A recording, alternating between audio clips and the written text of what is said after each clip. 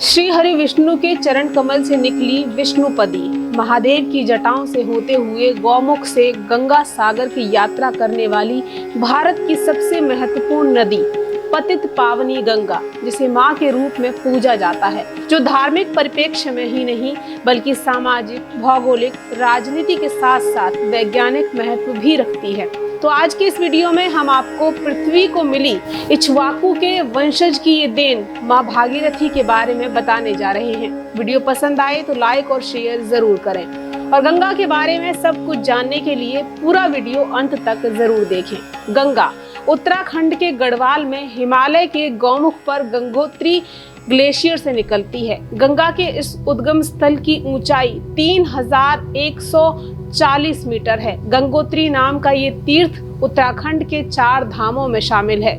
भागीरथी का जल स्रोत 5000 मीटर की ऊंचाई पर स्थित है। घाटी का मूल ढलान सतोपंथ की चोटियों में है। गंगा को गंगा नदी बनाने में 6 बड़ी और 5 छोटी धाराओं का भौगोलिक और सांस्कृतिक महत्व है। ये नदियां हैं अलकनंदा की सहायक नदी धौली, विष्णु, गंगा और मंदाकिनी।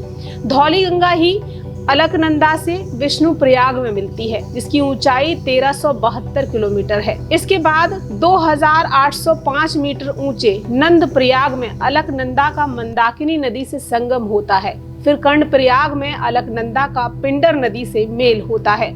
फिर ऋषियों की तपोस्थली ऋषिकेश से 139 किलोमीटर दूर रुद्रप्रयाग में अलकनंदा नदी मंदाकिनी नदी से मिलती है। इसके बाद भागीरथी और अलकनंदा दोनों ही देवप्रयाग में, जो कि 1500 फीट ऊंचाई पर स्थित है, वहां मिलती हैं। और यहीं से ये जलधारा गंगा नदी के नाम से 200 किलोमीटर का संकरा पहाड़ी रास्ता तय करते हुए ऋषिकेश के रास्ते पहली बार हरिद्वार में पहुंचकर मैदानी इलाकों को छूती है।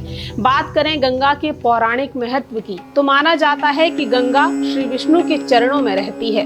भागीरथी की तपस्या से जब वो धरती पर गिरी तो उनके वेग को कम करने के लिए शिवजी ने उन्हें अपनी जटाओं में धारण किया। शिव की जटाओं से गंगा 7 धाराओं में विभाजित होकर निकली।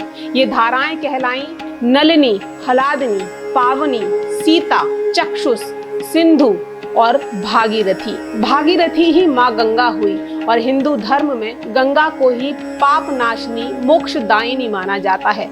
माँ गंगा को माँ पार्वती की बहन भी कहा जाता है। शिव की जटाओं में माँ गंगा का वास माना जाता है, तो इन्हें शिव की अर्धांगिनी भी कहा गया है।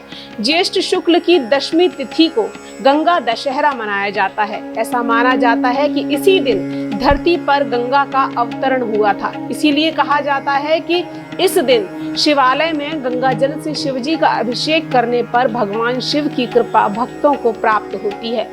गंगा के धरती पर आगमन, अवतरण की तमाम कथाएं, पौराणिक महत्व हमने सुने हैं, सुनते आ रहे हैं, लेकिन उन सब कथाओं, कहानियों से अलग गंगा नदी का, गंगा के जल का वैज्ञानिक महत्व भी है। हम अक्सर ये बात अपने बड़ों से सुनते आए हैं कि गंगा का जल कभी खराब नहीं होता, उसमें कीड़े नहीं पड़ते, कभी बदबू नहीं आती। जाहिर सी बात है, इतनी खूबियां अगर किसी नदी के जल में हो तो वो वैसे ही पूजनीय हो जाती है। लेकिन वर्तमान में जो स्थिति गंगा नदी की है, क्या उसे देखकर कहा जा सकता है कि जिस गंगा को हम माता के रूप में मानते हैं, मोक्षदायिनी कहकर पूजते हैं, फिर भी हमने उस पर जो तमाम जुल्म ढाए हैं, इसे मैली करने में कोई कसर नहीं छोड़ी। कभी मोक्ष के नाम पर उसमें शवों को बहा दिया, तो कभी छोटी छोटी नदी नालों का रुख उसकी तरफ मोड़ दिया, तो कभी उसे कचरा फेंक कर कूड़ा घर बना डाला।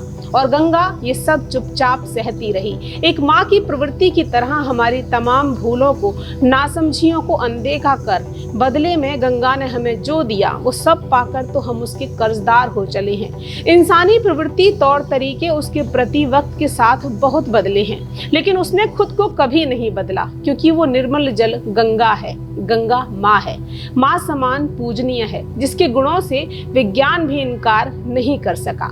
आइए आपको विज्ञान की नजर से गंगा के गुण बताते हैं।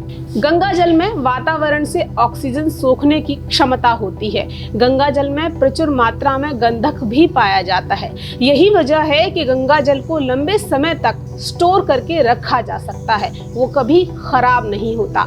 गंगा जल में बीमारी वाले बैक्टीरिया को मारने की क्षमता होती है। गंगा जल को पीने से, इससे नहाने से हैजा, प्लेग और मलेरिया जैसे रोगों को फैलाने वाले कीटाणु नष्ट हो जाते हैं। गंगा के पानी में एक तरह का वायरस पाया जाता है जो उसके पानी को खराब होने से हमेशा बचाए रखता है। सन 1890 में ब्रिटिश वैज्ञानिक अर्नेस्ट हेनबरी हैनकिन ने गंगा के पानी पर रिसर्च की। उस वक्त हैजा जैसी बीमारी फैली थी, जो भी मरता उसकी लाश गंगा में डाल दी जाती, जिससे एक समय बाद लोगों में ये डर पैदा होने लगा कि गंगा में नहाने वालों को इन्फेक्शन हो सकता है और वो भी हैजा जैसी बीमारी का शिकार हो सकते हैं। लेकिन वास्तव में ऐसा हुआ नहीं। अर्नेस्ट हेनकिन की रिसर्च के करीब 20 साल बाद फ्रेंच साइंटिस्ट ने भी जांच का दायरा आगे बढ़ाया तो पाया कि गंगा में जो वायरस है वही इस पानी को शुद्ध रखता है और हैजा जैसी बीमारी फैलाने वाले बैक्टीरिया को खत्म कर देता है। अर्नेस्ट हेनकिन ने 1896 में गंगा जल की हैजा से जीवाणु के विरुद्ध जीवाणुरोधी प्रक्रिया को चिन्हित किया और बाद में डी हर्ले ने इन्हें बैक्टीरियोफेज यानी जीवाणु भोजी नाम दिया। उस वक्त ये बात सभी के लिए सुखद और आश्चर्य वाली थी। बैक्टीरिया को मारने वाले इस वायरस को आज हम निंजा वायरस कहते हैं। निंजा वायरस पर आज भी दुनिया भर में रिसर्च जारी है, क्योंकि ये वायरस उन बैक्टीरियाज को मारने में कारगर है, सक्षम है, जो बीमारियां फैलाते हैं। इन बैक्टीरियाज के कारण हजारों लोग मरते हैं। साल 2014 में आई एक रिपोर्ट के मुताबिक साल 2050 तक एंटीबायोटिक का असर इतना कम होने वाला है कि दुनिया में लगभग 1 करोड़ लोगों की मौत का कारण यही बैक्टीरिया होंगे। इन हालातों से बचने के लिए हमें जरूरत है कि गंगा नदी में पाए जाने वाले इस वायरस को हम बचा सकें, यानी गंगा की निर्मलता को मैलेपन की चादर ना उड़ाएं, ताकि भविष्य में हम इसके गुणों के बूते मौत के तांडव से बच सकें। आज के दौर में गंगा नदी में प्रदूषण के कारणों में मुख्य हैं उद्योग धंधे, paper mills, steel plants, textile और शुगर मिल्स जैसी बड़ी बड़ी फैक्ट्रियों का कचरा जो बिना किसी सही मैनेजमेंट के नदियों में मिल जाता है।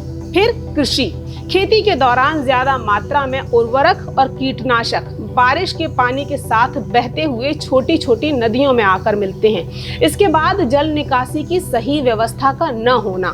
गंगा जब मैदानी क्षेत्रों में आती है तो उसमें पानी की मात्रा कम होने लगती है, जिससे न्यूनतम प्रवाह में रुकावट आती है। जैसे ऊपरी गंगा नहर और निचली गंगा नहर के कारण देखा गया है कि निचली धाराएं लगभग सूखने लगती हैं। इसके साथ ही सबसे अहम कारणों में है धार्मिक और सामाजिक कारण।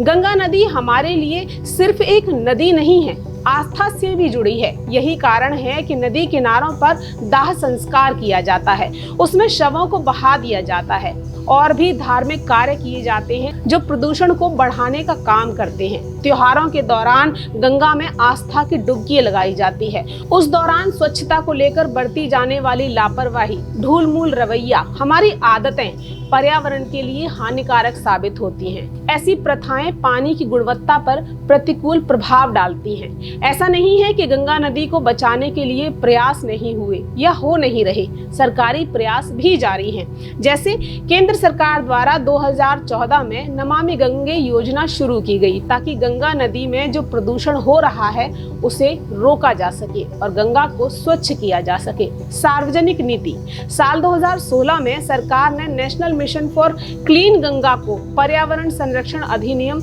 1986 के अंतर्गत अधिकारों का प्रयोग करने के लिए अधिसूचना जारी की, जिसके तहत नदी के किनारों पर खनन गतिविधियों को रोकने और मूर्ति विसर्जन पर रोक को लेकर भी दिशा निर्देश जारी किए गए। इसके अलावा प्रौद्योगिकी प्रयोग, सैटेलाइट्स इमेजरी, रिमोट सेंसिंग जैसे मॉडर्न तकनीकी को अपनाया जा रहा है। और सबसे महत्वपूर्ण समाज की भागीदारी। गंगा नदी को स्वच्छ रखने के लिए समाज को साथ लेकर चलना जरूरी है। इसी के तहत गंगा किनारे बसे कस्बों, शहरों, गांवों में गंगा प्रहरी नामक संस्था बनाकर जागरूकता फैलाने के लिए सामूहिक अभियान चलाए जा रहे हैं ताकि गंगा की निर्मलता बनी रहे, उसके गुण दूषित न हो जाएं। हम सभी को ये समझने की जरूरत है कि गंगा नदी देश की प्राकृतिक संपदा ही नहीं बल्कि इसके सौंदर्य और महत्व से भारत का परचम पूरी दुनिया में लहरा रहा है। गंगा हमारे धर्म, हमारी आस्था का प्रतीक है। गंगा सिर्फ नदी नहीं, हमारी माँ की तरह पूजनीय है। तो अपनी माँ के साथ दुर्व्यवहार के भाव हम सभी को मिटाने होंगे और अगर ये भूल कोई कर भी रहा है तो उसे रोकने का कर्तव्य भी हमारा ही बनता है। ऐसा दौर जब पीने योग्य पानी के स्रोत घट रहे हैं, गंगा के जल का महत्व और बढ़ जाता है। पानी की कमी से जूझते इंसान को भविष्य के संकट वक्त रहते समझ आ जाने चाहिए और हम सभी को पावन निर्मल जल के ऐसे स्रोत स्वच्छ रखने में अपना योगदान देना चाहिए ताकि भागीरथी की प्रार्थना पर स्वर्ग से धरती पर आई गंगा फिर से स्वर्ग न लौट जाए। मानव द्वारा मैले होते प्राकृतिक संसाधनों में गंगा भी न मिट जाए। इसीलिए जरूरी है कि मानव आज संभल जाए, गंगा की निर्मलता बचाएं, जल बचाएं, कल बचाएं।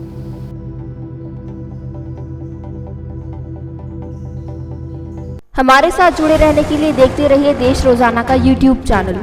सब्सक्राइब कीजिए, साथ ही देश रोजाना की खबरें सबसे पहले देखने के लिए प्रेस कीजिए बेल आइकन।